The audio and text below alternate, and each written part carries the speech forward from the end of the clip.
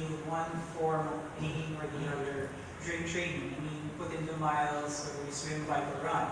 So my question is, how do we determine, hopefully not just through the internet, how do we determine if a pain that we feel is an injury and it's time for us to stop or rest, or if it's part of training overuse or part of the intensity that we feel?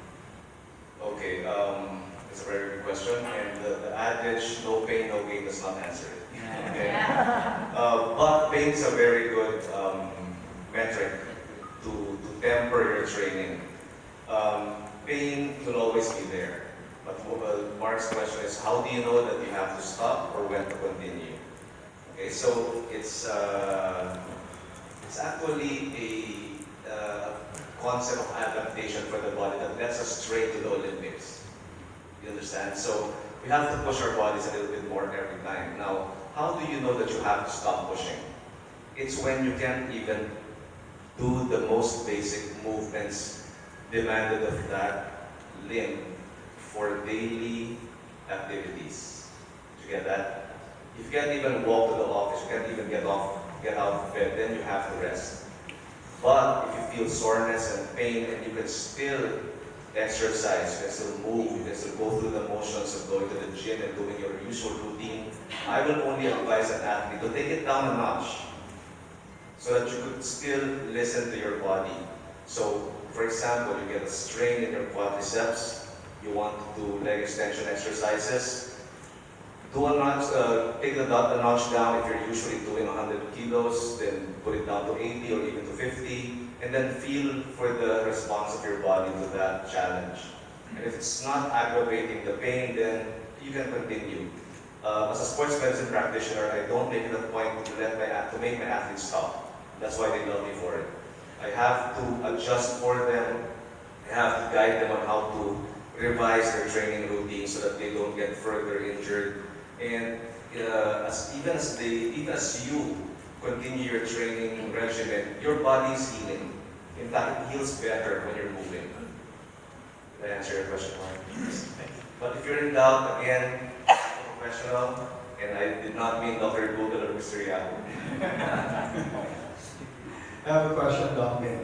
A lot of people have been asking me, especially my students, because I'm a certified coach, a 90 certified coach, and they ask me something so different from training, which is the dosage of the supplements, specifically clean athlete.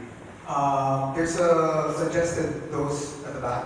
All the supplements have suggested dose, but this is, I think, based on American or European standards and everything. We're Asians. We're smaller, we metabolize faster, and I think we're prettier. And I just can't seem to answer them, like, how do you dose, for example, the electrolytes and everything? I just say, for me, personally, I take, depending on the level I have, like a race, I sometimes don't follow the suggested dose. Sometimes I overdo it, sometimes depending on my body. Now, what do you recommend for the dose? Because sometimes it's kulang eh. Sometimes I still can't. Sometimes it's over naman. So what do you? Okay, it's a very good question. I do talk about a lot.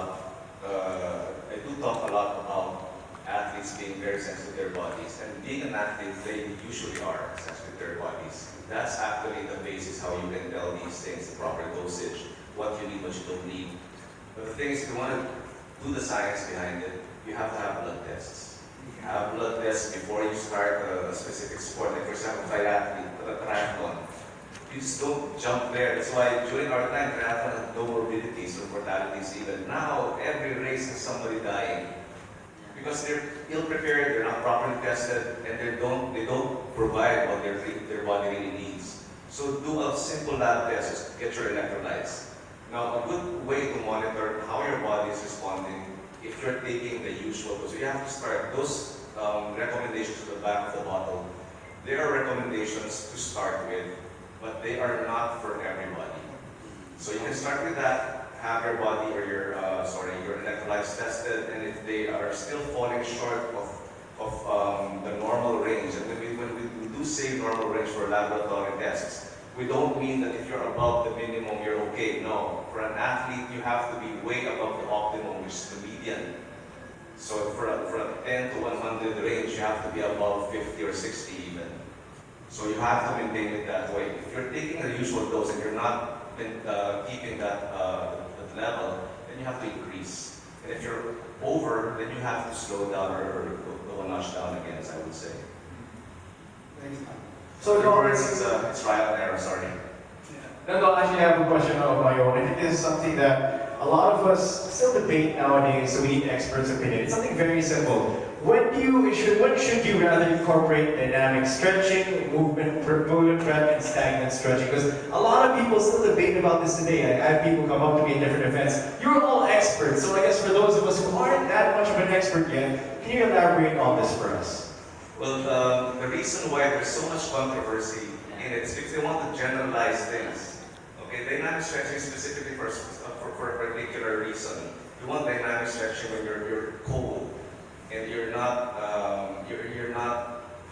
agile enough. We usually do dynamic stretching for those who are high demand athletes, long endurance athletes. Static stretching is mostly for the gym goers.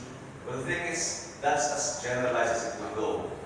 So I think John Mack is agreeing because he's done this for years and he's seen the pros and the cons. But to put it rather simply, you need both. Okay, you need dynamic stretching for specific movements and exercises. You need static stretching for particular movements and exercises. To generalize all these things, you need to stretch before and after the sport, or before and after the training. It's not just before and not just after. There's a controversy about that also. So you should stretch before, or you should stretch after. You should do both again. Stretching before the exercise or the sport or the training prevents injuries. Stretching after prevents soreness. So one of the reasons why I asked that question is because a lot of people go to, like you said, Dr. Google or Mr. Yahoo. So it's as simple as the questions get, a lot of people still get the answers wrong. So of course it's best to know from the experts. Now speaking of our experts here on stage, I open the floor to anybody out here who has any question they would like to ask. Because now's your chance. You know, we have